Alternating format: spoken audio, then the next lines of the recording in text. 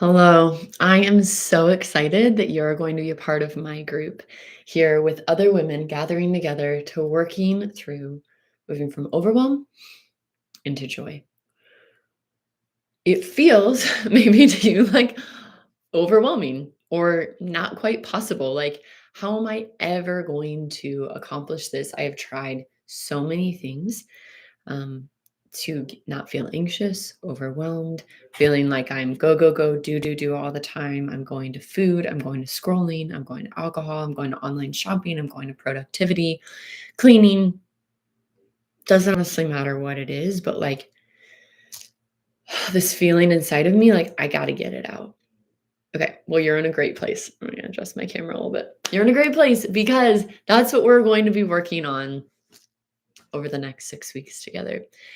And in this group, there is power in community because one, you will know that you are not alone. This is one of the biggest lies that when we believe it, it makes our struggles even more. You are not alone. You are not alone. And when you're in community and you're honest and real, and you hear other women being honest and real, the the healing that can begin is just 100-fold. So, what I'm going to do today is give you an intro into what our group is going to be because I want to be able to jump right into discussion and coaching and hearing your hearts as soon as we can. So, at the beginning of each week, or we'll be doing our group, and then usually the day or two after, I will be sending you the teaching so you'll get a full week to listen to it. In this teaching, you can listen to it before we get to our group so that you'll really feel equipped and have some good knowledge to do our group on. If for some reason you can't do the teaching, no worries, you're going to be okay. You'll just get more value out of the group if you're able to do the teaching. So I want to begin with a welcome. Welcome. And to let you know that overwhelm is normal. And it is normal in our society, but it's not how we were created to live. And so I'm going to talk about the nervous system. And you're like, Erica, you're talking about words I don't even recognize in science. And why are we doing this? I just want to like stop emotionally eating or stop being so productive, or I just want to like have my life under control. Well, we need to understand our bodies and how they were created and how they were made. So we have this nervous system. And this nervous system was designed to create us safe. This nervous system was designed to be scanning for threats constantly in our world. It is how we survive, and it is a good thing. When it perceives a danger, the body goes into either fight or flight, or it goes into like freeze, shutdown mode. This fight or flight, you might have heard of the sympathetic parasympathetic system in our body, but the fight or flight is that sympathetic system. It is like all hands on deck, tigers chasing you, we're in danger, we got to get out of here. We either got to stop and fight it, or we've got to flee and get out. Or we go into freeze, which is like a tiger's coming, I have to freeze so no one can hurt me. I'm just going to shut down. If I shut down and I numb, nothing can hurt me. Which, if you look at the science of animals and how they work, um, there is something that when we as humans or animals shut down because we perceive that danger and harm is coming to our bodies, we literally produce something that comes around us so that we can't feel pain. It was created so that if we start to get attacked or die, we feel less pain. It's scientific. The problem becomes when we stay in these states too long, because then we lose access to joy, we lose access to connection, and we lose access to creativity, because we were created to go out to fight or flight or freeze. The tiger's chasing us, or someone cuts us off in the parking lot, or as a child our parent yells at us, or we experience abuse, like whatever it is. But then we are created to come back to our baseline, which is joy. And I don't know how that feels for you, but when I first learned that joy is my baseline, it rocked my world. It's like, you mean I don't have to be worried or stressed out or super busy or like on edge as my baseline to be a good, productive human? I can have joy as my baseline? Yes. And it was how your body was made. almost like a trampoline, almost like a springboard. So it's like we're in joy, creativity, rest, play, and then we go out to anger. We go out to sadness. We go out to worry. We go out to extreme excitement. We go wherever, and then we come back. And we're going to talk a lot about this, about the coming back. But what happens is it wasn't modeled for us. We weren't taught the coming back. We didn't see the coming back from our caregivers. And so we went out to anger. We went out to sadness. We went out to whatever.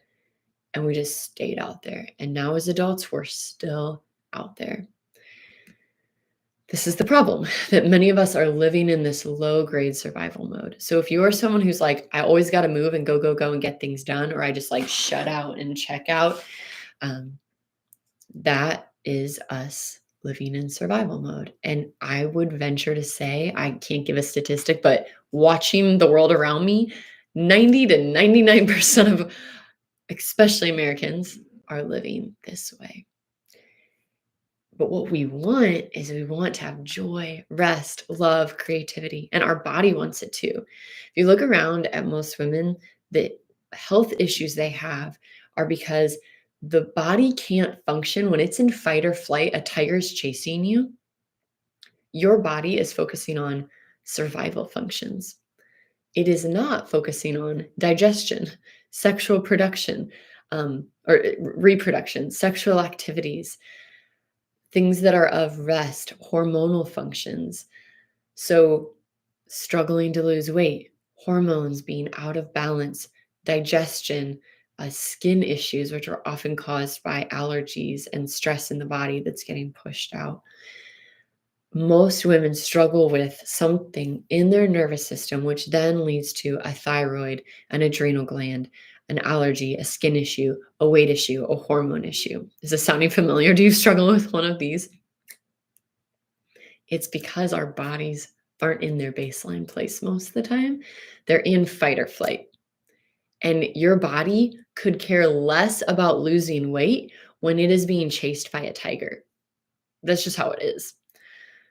But when we can come back and calm our nervous system, get back into that parasympathetic state, not all the time. We're not like Zen, like, oh my gosh, I'm just like always happy and nothing ever bothers me. Okay, those people, they got some stuff going on. I'm just telling you.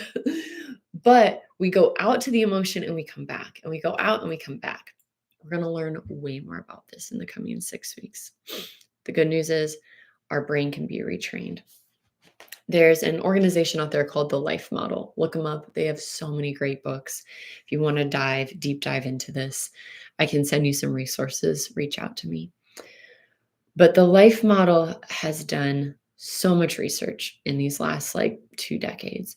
And what they have found is that true joy isn't just about happiness, but it is when people are glad to be with you. You were created as a baby to look for faces looking for you, to look for someone beholding your face. You're created to look for your caregiver and for he or she to be looking back at you, wanting to see you fully in love with who you are. We do this as adults. We're looking around in our world, looking for people looking for us. It's how we fall into peer pressure. It's how we end up spending all this time and money doing things we don't really care about because we want people to like us. We're looking for people who are looking for us. And when we don't get that as a child, and then it stays ingrained in us as an adult, we then start to look for other ways to get joy, because in order to survive, which you're still alive, you are a survivor. We have to survive in this world to live, and we will find ways to do it. And one thing we need to survive is joy. We were just created for it. And so if we can't get the true essence of joy, which we'll talk about this more, but comes through true connection with ourselves, understanding and being able to listen and notice ourselves, with others, and with God, if we don't get these things, then we will go find joy other places. And what this looks like is eating, drinking, online scrolling, shopping, productivity, getting things done, having our kids be in this perfect working order, pornography, romantic shows and novels that aren't pornography, but they're filling that lack of connection that you have romantically with your spouse or someone else, lack of connection with others. When we don't have this looking for others and they're looking back at us, then we will go get this pseudo joy that I call it in other ways. So, as we go into our session this week one, before I transition to the final topic I wanted to share, we are going to be talking about the nervous system. You don't have to become a master of the nervous system, but you need to learn how to listen to your body. You don't need to know all the fancy words. You don't need to know about polyvagal theory and all these things that honestly, like, still those words confound me in many ways.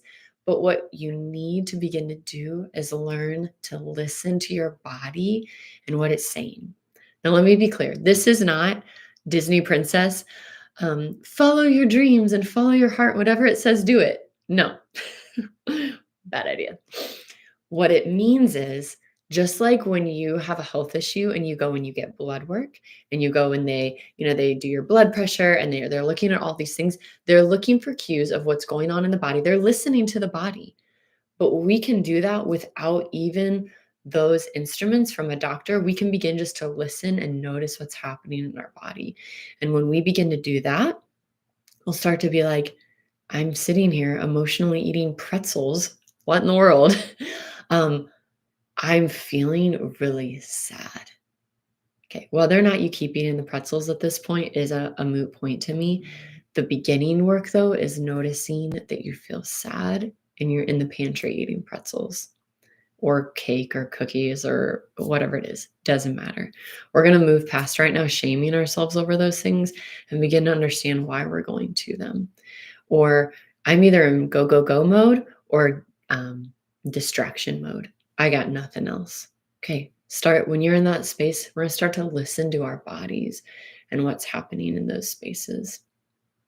And that's where we'll be going in our first session. I sent you a participant guide in your email. Feel free to print that out if you want, or you can keep it digitally.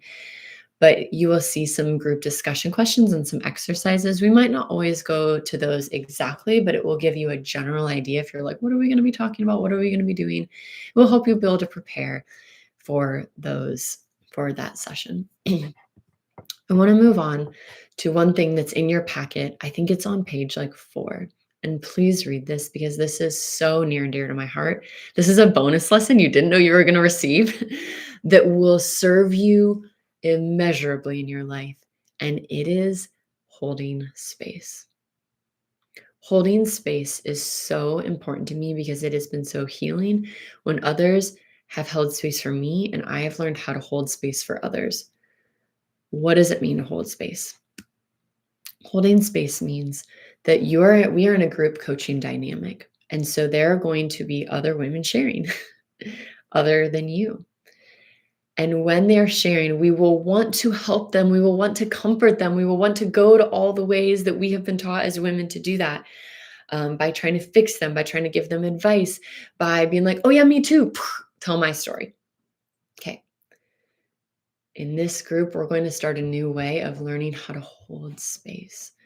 What holding space looks like is listening without fixing or advising, listening and allowing silence, allowing each other to process without rushing.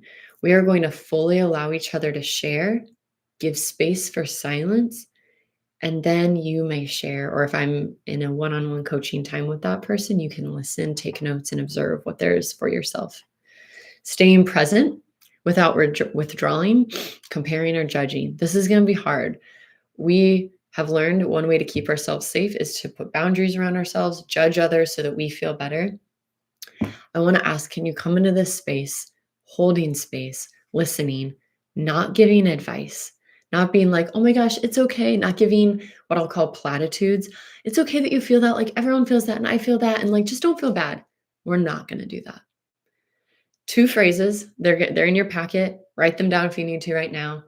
Thank you for sharing. And then one that I'll be using a lot is tell me more. If you want to say something either in the chat on Zoom or come off and you're like, my heart is burning. I care so much for you. Oh my gosh, I've been there. What you can say is thank you for sharing. I can totally resonate. Because we don't want to take space away. There will be time for you to share and time for you to share your story. But your story isn't going to help their story right after theirs was shared. So if they share a really hard thing about how they struggle with emotional eating, and then they stop and you share, oh my gosh, me too, and here's what I struggle with, and you're sharing it for the purpose of them feeling better or you're trying to relate, it will not be helpful.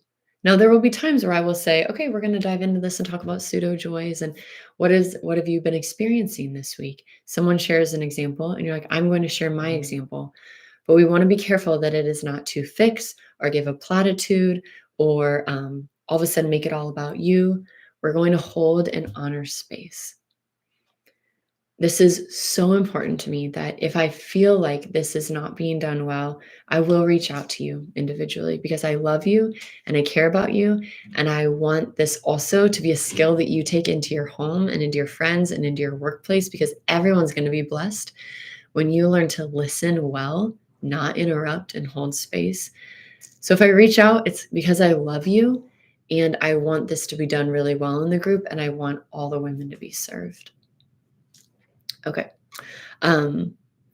Let's see. I think I have all on there. I think that's what I have. Last thing. There are typically two types of people in a group. There are those who want to talk a lot and have a lot to share, and it can kind of dominate. And there are those that give like one-word answers. And there's so much left there. You probably know who you are if you've been in a group setting. I'm the oversharer. Learning how to be a coach and listen quietly and ask questions and hold space and be curious has been quite a process for me. But I would like you to observe right now, which one are you going to tend to, and to be aware of that. There will be many times where I will share here. I'd like everyone to share. Could you give like a 30-second to a minute answer? For some of you, you're like, I have 10 minutes to share. And there will be times where maybe not 10 minutes, but you'll have a couple of minutes to share your space as I'm individually coaching you in front of the group. But be aware of the time so that we can honor the other women.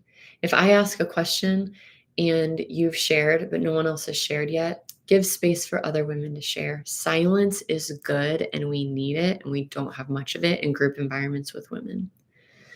Now, if you're on the other side where you're like, oh my gosh, Erica said share for a minute, and I'm like, feel like I could only give like 3 words, I want to challenge you to try to share for that whole minute. It will be good for you. I'm working really hard to keep this a safe place, and it will be so healing and stretching for you in that way. Which leads me to my last thing, which just totally escaped my brain. Where did it go? It's going to come back.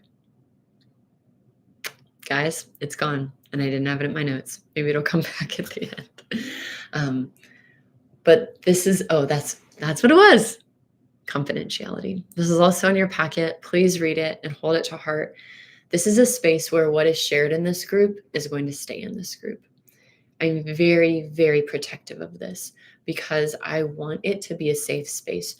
When you come into this group, you don't have to share your last name. You don't have to share your Facebook account. You don't have to share your phone number or email. None of that's going to be shared with the other attendees. You can share everything. We want to honor and respect everyone's space in that. Also, whatever is shared, I am asking you to not tell your husband, to not tell your best friend, because we want to keep safety so that more can be shared and more can heal.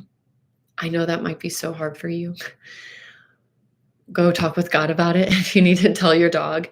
But could you practice the skill to honor the other women in the group by holding space and keeping safety? This is also something that is so important to me because I want to protect you and I want to protect the other women, that if I hear that this has been broken, I will be reaching out to you and we will be talking. This is not like a parent trying to reprimand you. It is that I care about you and love you and want your healing so badly that I am going to go to bat and fight for you for this. Also, I specifically only allowed the women into this group. I keep these groups small and I vet each woman because I'm not going to let someone in who I think would do this anyway. So I don't believe that this is who you are, your character, but I just want to lay the groundwork so that you can also feel safe to share what you need to share. All right. On that note, come for our first session ready. Print out the journal or the workbook if you would like. Come with a pen if you've got another journal that you'd love to take notes in. Come ready and expectant with your camera on. If you're not familiar with Zoom, although I've Zoomed with each one of you, so I think we'll be okay, but come ready on Zoom. The best tip I can give is do it on your computer. There's going to be a group of us. And so if you are doing it on your phone, one, if you're like moving your phone around, it's just hard and kind of like difficult for us to kind of like feel like, oh, we're getting a little dizzy. And two, you won't be able to fully see everyone's face. And you need to see their face and they need to see yours. So as much as you can, do this on your computer so that you can fully see everyone's faces. On a phone, it just gets really tiny, or a computer or, an iPad or a tablet. If you have any trouble with Zoom or you think you might, try to log on Zoom and practice ahead of time so that you can join us. So I'm so excited. If you have any questions, reach out. I am already anticipating the healing and the freedom that is going to come for you on this journey. So see you soon.